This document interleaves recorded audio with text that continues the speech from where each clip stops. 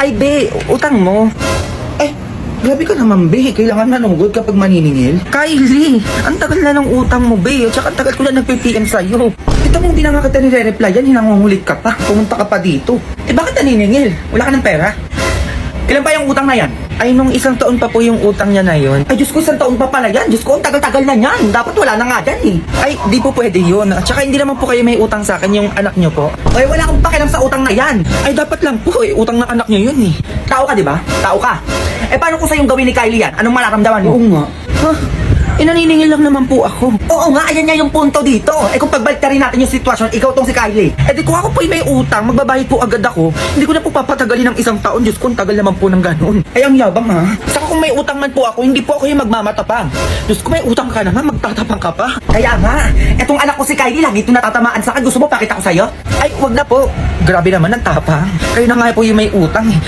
Sige po, uwi na lang po ako. Ayan, umuwi ka sa inyo, baka mapatulfi pa kita. Grabe naman ang ugali ng mga may utang dyan. Kung sila pa yung matapak for today's video. Nakulong mo maglinis, dalian mo, parating na siya. Eh, dadating yung nakilala ko sa palengke. Nakilala? Hello, Mare. Dito ka pala, no? Ay, nandiyan ka na pala, Mare. Pasok ka dito, upo ka dyan. O, Mare, kamusta? Mare, ang ganda naman ata ng kwintas mo. Ay, talaga ba? Sige, sa'yo na to. Pati wallet mo ang ganda din, no? Ay, yung wallet ko. O, sige, sa'yo na to. May ATM ka din pala, no? Eh, di may ipon ka. Ay, yung ATM ko na sa wallet ko. Sa'yo na din tong alkansya ko. Madami akong ipon dito. May laman. Sobrang ganda pala ng bahay nyo, no? Ay, sa'yo na din itong titulo ng lupa namin. Pati yung bahay namin, sa'yo na din. Ito na yung susi. Oh, wala ka nagagastos yun dito. Ano nangyari kay mama? At may kotse pala kayo, no? Sobrang ganda nun. Kotse? Sige, sa'yo na din. Ito na yung susi. Parang budol siya. Parang ang ganda lalaki ng anak mo, ah. Ay, yung anak ko? Sige, sa'yo na din yun. Pagugasin mo na sa bahay nyo. Marami pa ako dito, Mara. Ano pa kailangan mo? Ay, Tina, ba't ka nababato? Ano nangyari sa'yo, ma? Ba't binibigay mo yung pera mo tsaka yung mga gamit mo? Budol kang babae ka? Hindi ako budol. Budol kang babae ka? Hindi mo ko matatakasan, ah. Sabi ko sa'yo. Shnea! Alam mo, matatakasan mo ako, ah. Ikaw si Perena, ma? Saan ang galing yun? Wala yun. Sige na, maglinis ka na dyan. Ano nagawa nun?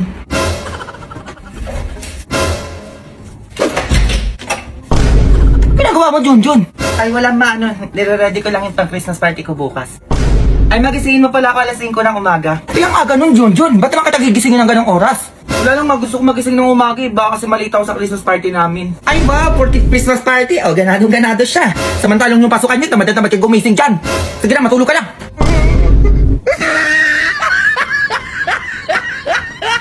Binigay talaga ako na ito batang to. Tagal nun. Anong oras na? Oh, ano to, ma? Pating ka lang. Ganda-ganda ka pa, ha? Automatic malikin yan. Nabili ko dyan sa kanto. O, para saan yan, ma? Nananang palang sinungaling yan. Tama-tama sa inyo na tatay mo. Grabe naman yan. Madali lang niya kausap. Magsinungaling ka. Sampal ka. Kaya sinasabi ko sa'yo, umayos ka na sagot mo kung ayaw mo magayad sa tatay mo. Ano na naman yan, darling? Nanaying ka ko dito, eh. O, ano? Umayos ka na sagot mo kung ayaw mo masampal, ha? Saan ka galing? Ano, ma? Gumawa lang kami ng project. Sinungaling! Aray! Yan na pala mo. Sinungaling ka pa. Anong totoo? Saan ka galing? Ano magumala lang? Gala ka na naman, Junjun. Hindi ko ba alam sa'yo, anak, bakit ganyan ka? Hindi mo akong gayahin, no? Bata ako, inaatupag ko pag-aaral lang. Sinungaling! Aray! Hoy, saka pa! Ano? Grabe naman yung manikin mo, darling. Hindi ko na lang manahimik dyan. Puro kayo pagsisinungaling talaga. Mag-ama talaga kayo. Sinungaling! Aray! Anak, Junjun. Hindi siya yung tatay ko. Ma! O bakit? Ma, hindi daw kami gagraduate, sabi ng teacher ko. Ano?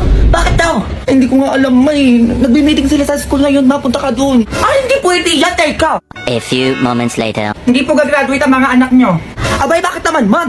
Eh, kumpleto naman sa modules at project yung anak ko. Kumpleto din yung module ng anak ko, ma'am. Ba't ganon? Kumpleto din yung anak ko, ma'am. Ba't din nyo papagraduatein? Oo nga, ma'am. Anong problema nyo? Eh, sino ba yung sumasagot ng mga module na to? Ako po yung sumasagot ng module ng anak ko. Ako din sa anak ko. Ako din ho. O si mga nanay, kayo yung sumasagot ng module. So kayo yung grade-gradean namin dito. So kayo yung dapat graduate, hindi yung anak nyo. Ay, ganun ba yun, ma? Opo, ganun po yun. Kung sino po yung sumasagot ng module, siya po yung gagraduate. Ang gigigilak sa'yo. O, puro ka kasi laro. After po ng graduation, mga nanay, kayo din po kailangan mag-aral ng junior high to senior high para sa mga anak nyo. Yes. Grabe, mag-aaral ulit kami, ma'am. Opo, mga nanay, panindigan nyo po yan eh. Kaya yung graduate eh. Nanggigigilak sa'yo bata ka o pinag-aaral mo ulit ako. Ano? Umuwi ka sa bahay, manda ka. Ma. Okay, kakantahin natin yung If You're Happy and You Know It, Clap Your Hands. Alam ko na pakinggan nyo na yan. Okay, kapag nakanta nyo yan, bibigyan kayo ni teacher ng candy. Okay, tara na, magsimula na tayo. Mga nanay, tignan nyo yung mga anak nyo, ha? Galingan mo, may Jollibee ka sa akin pag uwi. Okay, ipi-play ko na.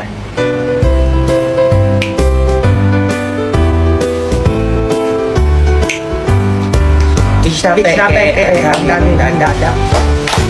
po. Mga nanay, mabuti pa siguro magsiuwi na kayo. O, baka ano pa magawa ko sa inyo eh. Anak, uwi tayo. Tara anak, uwi. Tara na anak, uwi tayo. Nandiyan na yung tatay mo, lasing. Magsi-ice cream baka pagtipan tayo nun. Diyan na ito. Mat pala to, no? 2 times 2, 10. Kaya maghugas. Sipag nyo naman ata ngayon na. Nandidrip ka na naman. Tulog ka na doon. Ayan yun, maayos kayo ha. Tulog na ata. Tulog na ma. Tulog na nga ma. Huwag yun ikaw na maghugas dito. Masa kanya pa pinauhugas, andyan na siya din na patinuloy. Aba di kayo titigil dalawa dyan. Tigisingin ko yung tatay. Maghugas ka na dyan. Ano ba yun? Ang daming ngayon ko eh.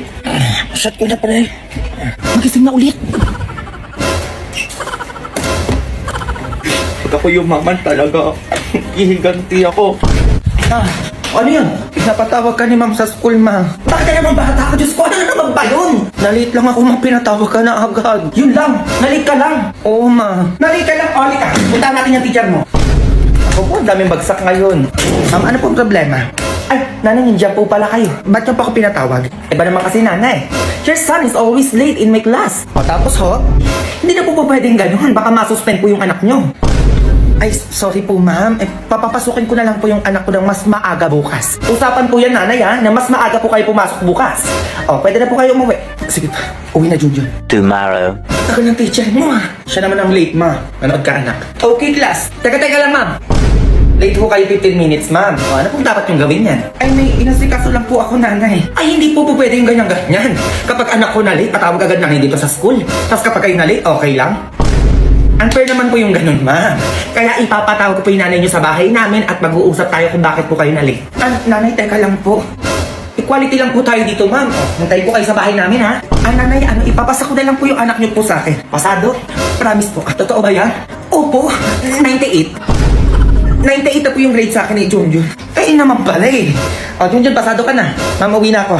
Sige po, nanay, ingat po kayo.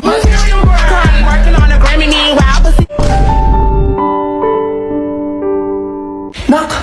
Ma, magpanggap ka na pulubi, dalian mo! Bakit naman, ma? Yung mayayaman ko mga kaibigan pupunta dito sa bahay. Kunwari, mamamalimos ka, ha? Ay, basic na lang sa akin yan, ma. Alam mo na yung gagawin, ha? Baka tatanga-tanga ka dyan. Dapat di ka nila makilala. A few moments later. Grabe mga Mari, ang yayaman nyo na. Ay naku Mari, oo nga. Ay bumili nga pala ako ng bahay sa Baguio. Para nang bawasan yung pera ko, napakarami na kasi. Ayun lang. Ay Mars, nagpapatayo pala ako ng mansion sa Alabang. Mansion? Naku mansion, walang wala sa pinapagawa kong subdivision sa Cavite. My God, worth of 25 million. 25 million. Para may ganito ka bang bag? 25 million to. Maya ka sa pinagsasabi mo dyan. Ay mga Mari, tanong ko lang, pag may nanghihingi bang pulubi sa inyo, binibigyan nyo? Ay oo naman, 100k pa nga minsan yung inaabot ko eh. 100k, maliit yun Mare. Sa akin nga kapag may namamalimos, kotse agad yung binibigay ko. Oo, ayun lang kasi yung kaya ng budget ko. Ah talaga? Ayan no, may pulubi ng lilimos. Nagpalimos po. Ay naku bata, kawawa ka naman. Eh, sakto may cheque ako dito. Ayan o, cheque. Sa ina na to, 100,000 yan. O, 100k kanya te sa'yo. My God, 100k ang liit. Ito may cheque din ako dito, ayan o. Yours na to 200k. Oh. Ay, tinaasan ka, 200k na yung kanya, oh. Paano ba yan? Ay, Mari, tama yung pulubi, tinaasan ka nga. Kaya nga, eh. Ayos na pala tong relo ko, oo. Worth of 300,000 lang naman to. O, sa'yo na yan. Ay, nagrelo na. Paano ba yan? Ayaw patalo, oh. Eh, wala kwenta yung 300k na relo niya dito sa kwintas ko. Ayan, oh. Worth of 1 million yan. Yours na din to. Ay, kwintas na, oh. Paano yan? Tinaas na ng 1M. Ay, 1M lang. Sa'yo na tong kotse namin, oo. Worth of 5 million to. 5 million. Oo, umuwi ka na sa inyo. Ayan yung kotse. Ay, nagpa-kotse na siya. O, ano yung iyo? Pulubi ka, di ba? Paano ka uuwi? Wala ka namang bahay. Tama, te, wala kang bahay. Sa'yo na tong mansion namin sa Manila. Oo, worth of 10 million to. Ito nga pala yung titulo at saka yung susi. O, kunin mo na. O, wala ka pala sa pamansyon ni Madam eh. Ano talaga magpatalo? O, alis na ako ha. Be, ingat ka ha. A few moments later. Ma, ano na? Asan yung binigay nila? Ito ba oh? Grabe yung yaman naman nun. O, diba sabi ko sa'yo na yaman yung mga yan eh. O, lipat na tayo ng bahay. Uy, sakto yung kotse na ayun, nakanda, naaandar na lang. Ay, grabe, ang ganda ng kotse natin. iPhone 13 ko dyan, ma ha? Kahit iPhone 15 pa yan, go. Working on a Grammy, meanwhile, pussy poppin' with your man in Miami. Hi ma'am, welcome to Milk the World. Ano pong order nila? Pa-order ng milk tea, isa lang. Ano pong flavor, ma'am? Caramel maki... Mocha na lang. Mocha po yun, ma'am. Ay, okay po. Ano pong size ng milk tea nyo, ma'am? Small, medium, large? Yung saktuhan lang. Saktuhan lang. Ano po palang sugar level, ma'am, ng milk tea nyo? Sugar level? Yung brown sugar na lang. Ano pong brown sugar? Yung level po ng sugar nyo. Ikaw na bahala. Ako na po bahala. Nakikiuso lang naman ako. Ganito pala ang order ng milk tea. My God. Sana pala nagpalamig na lang ako. Ano po yun, ma'am? Wala. Dining po ba kayo, ma'am, or take out? Dining or take? Sige po. Ma'am, dito po ba kayo kakain or sa labas? Kahit ano na po. Sige po, ma'am, wait nyo na lang po yung order nyo, ha? Tanga talaga tong batang to. Okay, the seminar meeting report and report. Man, nasa klase ako. Tatanga-tanga ka. Imbaon mo na. Iwan mo na naman dito. O sige, madalhin mo na lang dito. That's and Ma'am, tumawag lang po kasi yung mama ko. give your phone right now. Hello? Ma'am. Nanay to ni Junjun? Ma'am, yes po ma'am. Nanay po ni Junjun. Okay, kukumpiskahan ko to sa cellphone na Junjun. Ay, ma'am, wag naman po ganun, ma'am. No! Bawal mag-cellphone sa klase ko. Kaya pumunta ka dito para kunin mo yung cellphone ng anak mo. Ma'am, wait. Ganun pala, ma. Hintay mo ako dyan. A few moments later. Hello po ma'am, magandang hapon po. Nanay pa yan ni Junjun? Yes po ma'am. Did you know, mother, yung anak nyo, bagsak sa subject ko, tapos ganyan pa yung gagawin sa klase ko? Bagsak ma'am? Ma'am, kaya po ako napatawag nung nagkaklase po kayo kasi po yung taong po ni Junjun, naiwan niya po. Eh, bawal nga po mag-cellphone sa school, lalo na kapag klase. Apo ma'am, sorry po. Ay, ito yung cellphone na anak nyo. Last chance niya na to. Kapag nahuli ko pa nagsa-cellphone yan sa klase ko, baka ipatanggal o ibagsak ko pa siya dito sa school na to. Nagkakaintindihan po ba tayo? Ay, tagal po agad ma'am. Sige po. Excuse me. Hello? Ay, paano ba yan ma'am? Nag-cellphone po kayo. Ay, bakit tumawag lang yung nanay ko? Eh, kala ko ba bawal mag-cellphone sa school na to? Eh, ano gagawin natin ngayon yan ma'am? At tumawag lang yung nanay ko eh. No, give me your phone. Madam naman. Hello? Nanay to ng teacher na to? Pumunta ka sa bahay namin at kunin mo yung cellphone ng anak mo. Bawal mag-cellphone sa school, nagkakaintindihan. Nanay, kayo naman ipapatawag sa bahay namin. Wait, Junjun! A few moments later. Si ma'am nandito na. Madam? Oh, asan yung nanay mo? Ay, ako na lang po yung kukuha ng cellphone ko. Paupo ka dito. Ay, ito yung cellphone mo. Salamat po. Last yan ha. Pag nahuli pa kita nagsa-cellphone sa school nyo, alam mo na yon. Opo, madam. Eh, paano pala yung grades si Junjun sa'yo, ma'am? Di ba bagsak yan sa'yo? Ay, madam, kayo pa ba? Diyos, ipapasa ko na lang po yung anak niyo. Opo, 98. 98 po, ma'am. 98 na po yung grade sa akin ni Junjun. Opo, parang almost perfect na. Opo, nakakahiya naman po kasi sa inyo. Ayun, madali naman pala kausap. O, pasado ka na, Junjun. Ma'am, pwede na kayo mauwi. Bye, ma'am. Pag ginanyan mo, go. Working on a Grammy, meanwhile, pussy popping with your man in Miami. iPhone 13, ma? Oo, sa'yo yan. Binenta ko pa yung mga kwintas ko para lang dyan. Hindi mo kasi sinasabi sa akin na top 1 ka pala sa lahat ng subject ko sa school nyo. Top 1? Ako daw? Oo, ikaw nga daw. Naku, ano pa dyan. Lahat daw ng grades mo tataas. Ayaw, ma. Sobrang basic lang ng mga doon eh. Quizzes, exam, ganun. Perfect mo nga daw eh. Grabe naman yan. Masyado mo namang ginagalingan. Kaya sinabi ko sa teacher mo, ikaw ang ilaban sa quiz B mamaya. Quiz B? Ma, naku, ganun tumutol pa eh. May 10 kayo di ako mananalo. Mabilis ka na, punta tayo sa school nyo. A few moments later. Ma'am, ito na yung anak ko. Ilaban niya na sa quiz B. Ganito, madam, ito nga po nire-review po namin lahat ng sagot ni Junjun sa extra math quizzes niya. Lahat po ng sagot niya galing sa Google. Ay, hindi po marunong maganyan-ganyan yung anak ko. Opo, kilala ko yung anak ko eh. Alam ko kung saan galing yung sagot niya sa utak niya, di ba, Junjun? Hindi, ma, sa Google. Sorry po, madam. It's sad to say po, ma'am. Binabawi po namin yung pagkatapwa ni Junjun dahil na ganyan-ganyan po siya. Ang grades niya po talaga is 70. Bagsak po siya. Ganun po ba, ma'am? Bagsak po. Ma, umuwi ka. Oh!